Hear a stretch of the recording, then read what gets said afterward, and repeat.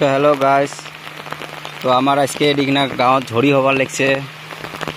আমার নদীত পুরো পানি হয়েছে, পাকারটা ভাসি গেছে। দেখো ঝড়ি পড়বে নিচ্ছে কি সুন্দর করে,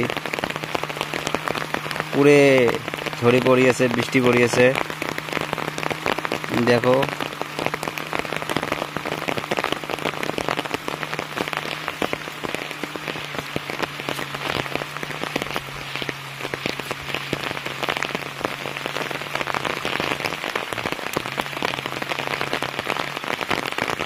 এই যে আমার হাঁস আদার খাবার নাকছে ঝড়িত, পুরে বৃষ্টি হয়ে আছে।